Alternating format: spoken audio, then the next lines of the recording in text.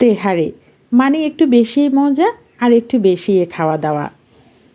দুর্দান্ত স্বাদের এই রেসিপিটি যখনই আমার বাসায় তৈরি হয় চেটে পুটে সবাই খেয়ে নেয়। তাই তোমাদের মাঝে তুলে ধরলাম আজকে কিভাবে এই রেসিপিটি আমি তৈরি করে নিয়েছি। আসসালামু আলাইকুম বন্ধুরা, সকলকে স্বাগত জানাচ্ছি ফারহানা সুলতানা লিজা চ্যানেলে। এই মুহূর্তে যারা যুক্ত হয়েছেন ভিডিওতে, please like, comment, share and subscribe করতে ভুলবেন না। সাথেই থাকবেন আশা করছি শুরু থেকে শেষ অবধি। তাহলে মূল রান্নায় চলে যাই। প্রথমে আমি নিয়ে নিলাম 1200 গ্রামের মতো গরুর মাংস। ছোট ছোট টুকরো করে নিয়েছি মাংসগুলোকে এবং হাড় ও চর্বি সমেত মাংস নেওয়ার চেষ্টা করেছি। এতে করে কিন্তু তেহারির রান্না খুব ভালো টেস্ট আসে। তো এখন একে একে আমি মশলাগুলো ব্যবহার করব। শুরুতেই দিয়ে দিচ্ছি পরিমাণ মতো লবণ,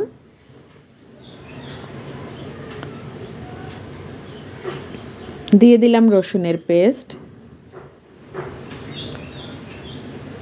আদা পেস্ট এবং বাসায় তৈরি করে নিয়েছি মশলাটা। এখানে রয়েছে ধনে, জিরে, এলাচ, দারুচিনি, তেজপাতা, জায়ফল, জয়ত্রী, লবঙ্গ। সবগুলোকে একসাথে গুঁড়ো করে নিয়েছি। আর তেহারি রান্নায় জায়ফল এবং জয়ত্রী এই দুটো মশলা ব্যবহার করতেই হবে, না হলে কিন্তু তেহারির পারফেক্ট টেস্ট পাওয়া যাবে না। সবগুলো মশলাকে এখন মাংসের সাথে ভালো করে মিশিয়ে নিচ্ছি। আর হ্যাঁ, তেহারি বলতে আমরা গরুর মাংসটাকেই বেশি প্রেফার করি, তবে খাসি কিংবা মুরগির মাংস দিয়েও কিন্তু রান্না করা যায়, এতে কোনো সমস্যা নেই।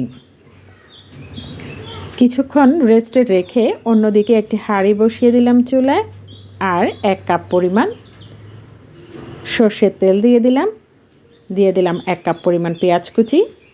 দেখুন কি সুন্দর বলক উঠে এসেছে পেঁয়াজটাতে। তো এভাবে যদি বলক উঠে আসে তাহলে বুঝবেন সর্ষের তেলটা একেবারে খাঁটি। তো পেঁয়াজটা একটু নরম হয়ে আসার পর আমি দিয়ে দিলাম মাংসগুলোকে উল্টে পাল্টে কিছুক্ষণ কষিয়ে নেওয়ার পরে ঢেকে দিব। কিছুক্ষণ পর যখন মাংসে বলক উঠে এসেছে, দেখুন কতটা পানি বের হয়ে এসেছে মাংসের গায়ে থেকে। আর এই পর্যায়ে আমি 10-12টা মতো কাঁচামরিচ দিয়ে দিব এবং মাংসটাকে ভালো করে কষিয়ে নেব। যখন মাংসের গায়ের পানি শুকিয়ে গেছে এবং মাংসটা মোটামুটি কষানো হয়ে গেছে, একটু নেড়েচেড়ে এ পর্যায়ে আমি আরও 1 কাপ পরিমাণ ফুটন্ত গরম পানি মাংসের সাথে দিয়ে দিব, মাংসটা আরও সফট হয়ে আসার জন্য।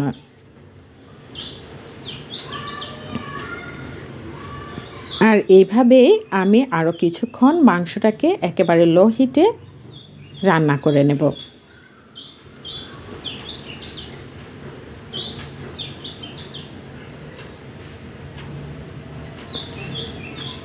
তো এই পর্যায়ে আমার মাংসটা রান্না হয়ে গেছে। এখন আমি চুলাটা অফ করে দিব আর কিছুক্ষণ ঢেকে রাখব। মাংসের গায়ের উপরে তেল উঠে এসেছে, ঠিক এই কারণেই কিন্তু আমি চুলাটা অফ করে রেখেছিলাম, যাতে তেলগুলো উপরে ভেসে ওঠে। তো মাংসগুলোকে সরিয়ে নিচ্ছি একটি পাত্রে।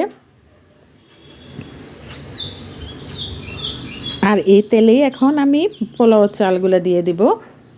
আমি এখানে নিয়েছি 3 কাপ পরিমাণ পোলাও চাল, চিনি গুঁড়া চাল। ভালো করে ধুয়ে পানি ঝরিয়ে নিয়েছিলাম কিন্তু। তো চালগুলোকে ভালো করে আমি ভেজে নিব। পরিমাণ মতো লবণ মিশিয়ে দিলাম এখন।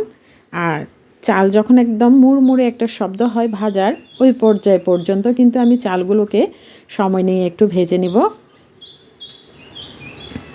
যেহেতু 3 কাপ পরিমাণ চাল নিয়েছি, সে অনুপাতে আমি গরম ফুটন্ত পানি দিয়ে দিলাম। এই পর্যায়ে আরও কিছু কাঁচামরিচ অ্যাড করে দিচ্ছি। দিয়ে দিচ্ছি 2 টেবিল চামচ পরিমাণ গুঁড়ো দুধ। ইচ্ছে করলে আপনারা এখানে তরল দুধও দিতে পারেন। তো এই পর্যায়ে পানিটা একদম চালের সাথে মাখা মাখা হয়ে গেছে, তো আমি মাংসগুলো মিশিয়ে দিচ্ছি, নেড়েচেড়ে একটু মিশিয়ে নিচ্ছি ভালো করে।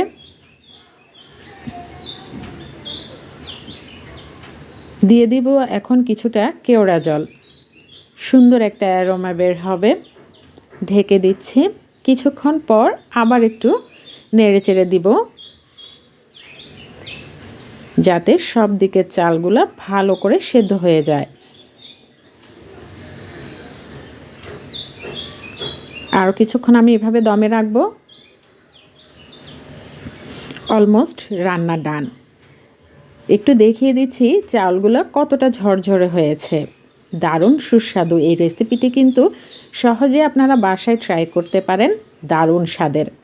আজকের জন্য তাহলে এই পর্যন্তই। ভালো থাকবেন সবাই, সুস্থ থাকবেন। আল্লাহ হাফেজ।